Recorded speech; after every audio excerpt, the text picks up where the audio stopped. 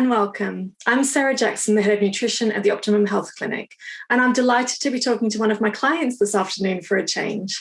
I'm really pleased to welcome Tam to this chat, where we're talking about ME and a really interesting and very topical subject of wild swimming. And this is happening now because Tam's actually doing some fundraising and raising a lot of awareness around ME during this month, May, which is, of course, ME Awareness Month. So I'd love to welcome you, Tam. Thank you for joining us. Hi there. Thanks for having me, Sarah. Shall we start off, Tam, by discussing your sort of onset of the illness and how you've experienced it over the years? Yeah, sure. So my story is quite a long one, and I think it's I've had ME for quite a long time. All throughout my life, I've been ill, and I've been to the doctors many times, complaining of sort of fatigue, sore throat, swollen glands, headaches, aches, and I was convinced that there was something wrong with my immune system. And they did sort of lots of different standard tests and kept assuring myself that there was nothing wrong with my immune system. All throughout my life, I've had various different illnesses, and each time I've had an illness, my health has got worse. So when I was about 3 years old, I had pneumonia. And then when I was 11 years old, I had an autoimmune condition called Henoch-Schönlein purpura. And after that, I definitely struggled massively with my health. It was sort of every few weeks, I felt like I was getting a flu or cold and feeling really run down. Right. And I really struggled, and kind of without having the help of the doctors, it was very difficult because I kind of felt like, is this in my head? Does everyone struggle? Why do I feel like this? And then I went to university and I had glandular fever, also known as Epstein-Barr virus. And back then it was kind of Freshers Week, and I was trying to make friends and starting my lectures. So I kept on pushing myself to go to university and carry on, but I was really struggling. And again, I felt like, does everyone feel like this? Surely this isn't normal. But I just had the mentality that I had to just push through. And back then I had no idea about chronic fatigue syndrome or post-viral fatigue. So I continued my life. And then the final straw came when I had viral meningitis in 2017. And I tried again to push through and return back to full-time work. I was working in natural history television, so it's quite a full-on job. Being out on location and filming for long hours. And it just got to the stage where I felt so unwell every single day. And I just thought, if I don't stop now, I'm never going to be able to get back from this. I was at breaking point. So I decided to take a step back from work. And that sort of has been the last few years, really. I've put a focus on my health and done a lot of research around the illness and different things that might be able to help me.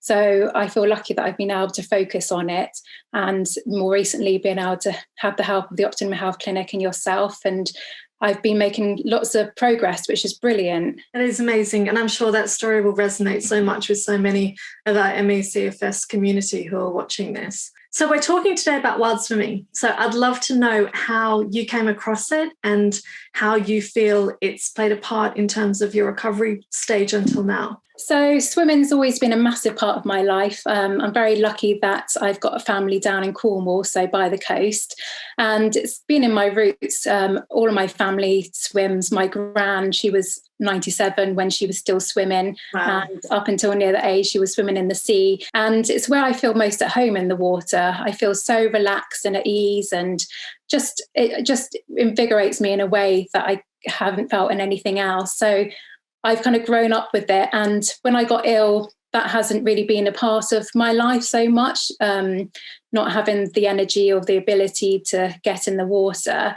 My brother, about a year ago or a couple of years ago, he got really into wild swimming, and just seeing his pictures and hearing his story, it really sort of reignited that spark in me with wild swimming or swimming. It just really inspired me that I just felt that connection again. And I thought, actually, I'm at a stage now in my recovery where I feel like I could take the plunge. I could get in the water again, I think. So bit by bit, I gave it a try and dipped my toes in, kept the swims really short to begin with. And after a while, it just became addictive. And the fact that my body could respond in the way that it did, and I would still be okay. I would obviously have to pace myself and try not do too much and listen to my body. So there are days when I still can't swim.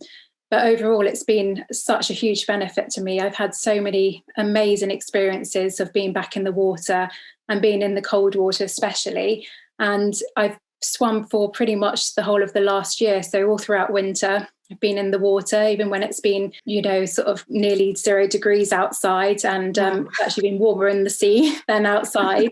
And I think the coldest swim I've had was about 7 degrees, and it's just been absolutely fantastic. And I feel so lucky that I've been able to partake in wild swimming, and it really has been a game changer and has really been helping me with my recovery. We know about the impacts on our mental health because, of course, we should mention that this month is also Mental Health Awareness Month. Do you feel that that's been a relevant part of the picture for you? Definitely. There's been there's a lot of sort of research and a lot of press around the benefits of wild swimming in terms of mental health, and it has been something that's really helped me as well. Just that sense of achievement after you've had a swim is just amazing. When you go in the cold water, your body often releases a lot of endorphins, so they have something that's called the post-swimmer's high, and that's definitely something I have experienced. It's incredible, that feeling when you get out of the water. You feel on top of the world, you feel like you can do anything. And so it's been amazing. And also just the nature side of it, immersing yourself in nature. I know that that's a theme this year with Mental Health Awareness Month. And with wild swimming, that's as close as you can get to nature. You're absolutely immersing yourself in it. And I have a big love, obviously, of sea swimming. So for me, that's been in amongst the waves, hearing the waves crashing on the shoreline, feeling that weightlessness that you don't get in any other way. When you're in the sea water, it's very buoyant, so you feel completely like you can kind of float around. You don't even have to use much energy. You can just lie on your back as well. Even just seeing the occasional fish around you. There's quite a few friendly seals that come over and say hi, and the seabirds, and just that side of it is amazing. And it really has helped. It's given me hope as well. It feels like I achieve something each time I go swimming. For me, I've always seen my body as something that's weak or has failed me. And especially with ME, we know that the body is dysfunctioning in different ways. So that's the view I've always had of my body, that it's not very strong. And through wild swimming, it's completely changed my view of my body. When I get into the water, your body's in a state of shock. So you have cold water shock. And this is a real kind of activation of the fight or flight response initially, and your body is under a certain amount of stress when you get in the water, and my body can cope with it basically. So after a while your body adapts to it, and after a swim I feel so impressed that my body's been able to overcome that shock and that stress, and it's made me sort of see my body in a completely different light. Instead of one that is failing, it's actually a very strong thing, and your body has an innate ability to heal.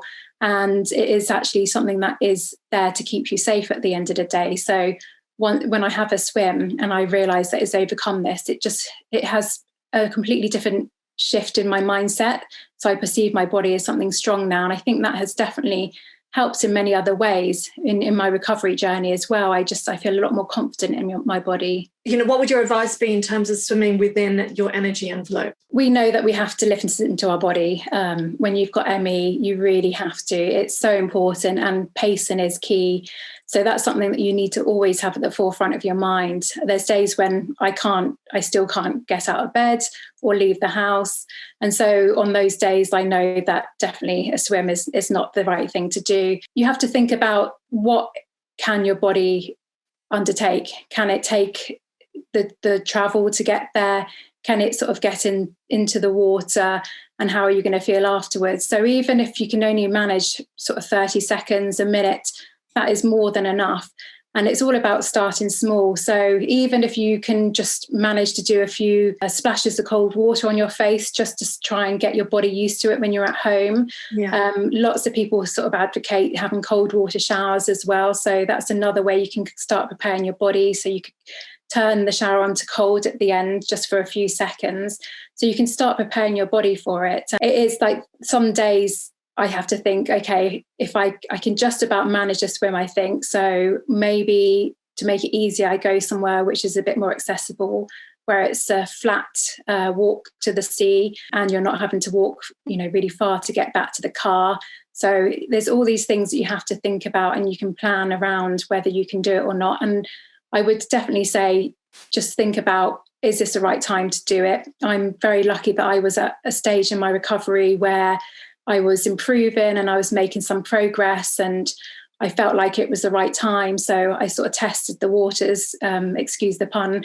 And luckily for me, I was very lucky that my body was able to withstand that. But if you are able to do it, definitely I would say give it a go. And you've made so much progress in terms of your recovery that you've been able to come back to work to some degree, haven't you? Can you tell us a bit about your wild swimming website?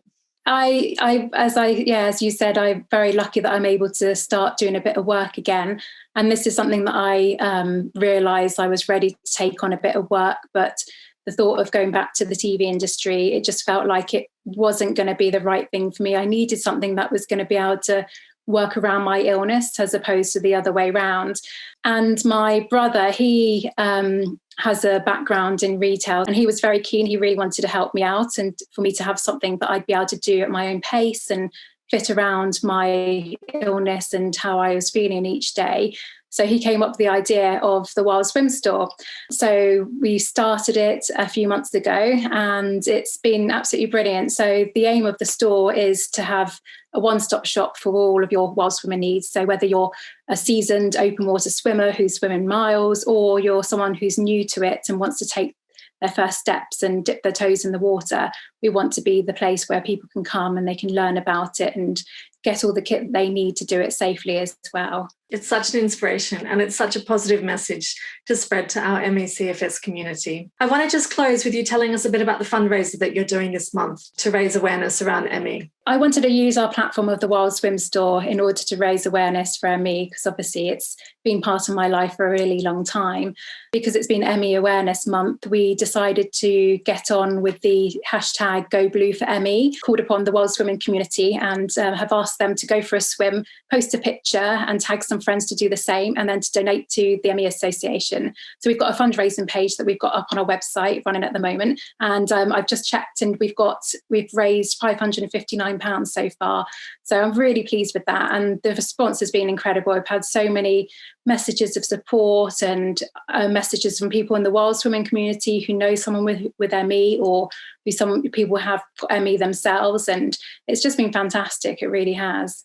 Congratulations, that's such an amazing effort. And if our community want to find you and find out more about your wild swimming business, how can they do that? So we've got our website, which is thewildswimstore.com, and we're also on Facebook as The Wild Swim Store, and Instagram is at The Wild Swim Store. So I'd absolutely love to hear from anyone who has an interest in getting into wild swimming, or who has. It'd be great to hear from anyone. And they can find your fundraising page that way? Yes, that's on the website as well. Yeah. Brilliant. Thank you so much. Thank you so much for talking to us today. Thanks for having me, Sarah. Thank you. Thanks, Tamsyn. Bye.